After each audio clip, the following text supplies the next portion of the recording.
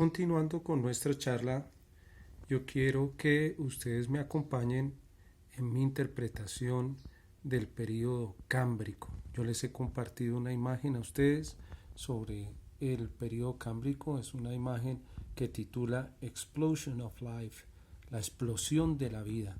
¿Y por qué tiene ese título, Explosion of Life? Porque el cámbrico se considera uno de los periodos, sino el periodo que tuvo mayor diversidad de especies en la Tierra. Hace unos 500 millones de años, como señalábamos, y una vida que se manifestó toda en el fondo del mar, debajo del mar, que es la otra característica que tiene ese periodo. Lo que me llama la atención, y siendo críticos, como les digo, es que si este es el periodo más diverso de vida en la Tierra, pues no me parece a mí que haya mucha diversidad en términos de formas. Alguna diversidad que varía más o menos entre formas que se parecen como esta medusa y otras formas que son diferentes manifestaciones de un tubo, unos más rechonchitos, unos más alargados, pero todos son un tubo, unos más ornamentados, unos menos ornamentados, pero todos son un tubo. Llama la atención el tema de las ornamentaciones. Esas ornamentaciones son lo que se llama un exoesqueleto. Muchos organismos aquí que tienen espinas, que tienen como corazas, que parece que tuvieran como una armadura, o incluso han desarrollado ciertas como conchas con espinas, proyecciones. Es bien interesante analizar eso. Entonces, vamos a mirarlo aquí en el cuaderno. Entonces, el Cámbrico, un periodo hace más de 500 millones de años, una altísima diversidad, pero yo quisiera que ustedes me acompañaran en esto, en pensar qué significa esa altísima diversidad en términos de competencia, en términos de sobrevivencia y en términos de extinción. Aquí están como las dos formas generales que tenemos acá. Organismos de estructura radial, tienen una bicapa, son un endodermo, un ectodermo, son organismos diploblásticos, y otros organismos que ya han pasado a la estructura bilateral, la forma bilateral, tubos con un inicio, una boca y un ano, una boca, un ano, forma bilateral, un derecho, un izquierdo, ¿sí? Pero llama la atención que algunos de ellos son desnudos. Dentro de esos estamos nosotros, los deuterostomados, que van a dar origen a los vertebrados, y otros que han desarrollado una serie de exoesqueletos. Esos exoesqueletos son propios de los protostomados. Podríamos decir también que acá están los enterocelomados y aquí están los esquizocelomados. También nosotros ya sabemos por qué los podemos llamar de diferente manera, ¿sí? O los que se originaron a partir de una estructura espiral y los que un clivaje espiral y los que se originaron de un clivaje radial.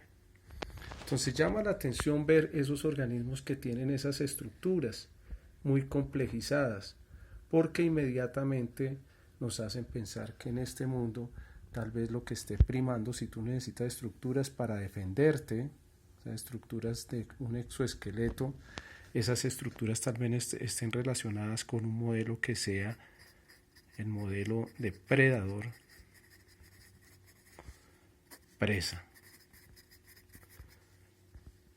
Hasta este punto nosotros sabemos que los deuterostomados, nosotros, estamos en un nivel de desarrollo bastante simple.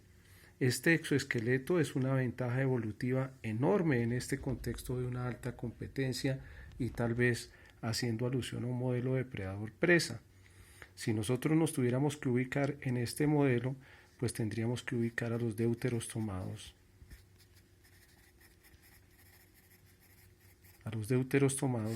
En el lado de las presas y a muchos de los protostomados en el lado de los depredadores, y esto es una ventaja evolutiva increíble.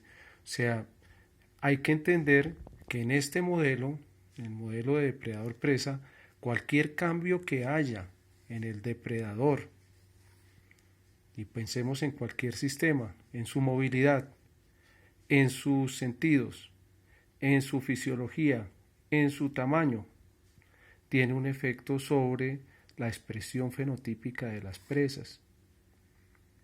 Y cualquier cambio que haya en la expresión fenotípica de las presas, en su tamaño, en su movilidad, en sus sentidos, en su reproducción, va a tener un efecto directo sobre la expresión en los depredadores. Esto es un acelerador, es como una lucha de armamentos. Esto es lo que se llama un modelo coevolutivo. Modelo de coevolución, que en algunos casos se le ha llamado el efecto de reina roja. Y yo después les explicaré por qué es que se llama así el efecto de reina roja. Pero es muy interesante. Entonces, si nosotros volvemos aquí a nuestra imagen, podemos ubicar dónde podríamos estar nosotros. Pues nosotros seremos estos tubitos más simples. Aquí ya incluso cuando avanza el tiempo empezamos a ver unas adaptaciones que luego vamos a mirar en más detalle. Adaptaciones, por ejemplo, que tendrán que ver con la movilidad, adaptaciones como estas antenas que tendrán que ver con la parte sensorial, pero eso pasa también en el modelo de los que tienen exoesqueleto, de los depredadores. Y miren ustedes que por lo menos así de entradita se ve que estos han alcanzado un mayor tamaño, mucho mayor tamaño que el tamaño que tenemos nosotros acá. Entonces, pensar en el Cámbrico, un periodo mega diverso, pero ¿qué significa esa diversidad en términos de competencia? ¿Qué significa en términos de supervivencia y qué significa en términos de extinción para estos dos grupos? En ese balance entre depredadores presas, presas deuterostomados y depredadores protostomados. Esa película queda en continuará. Entonces,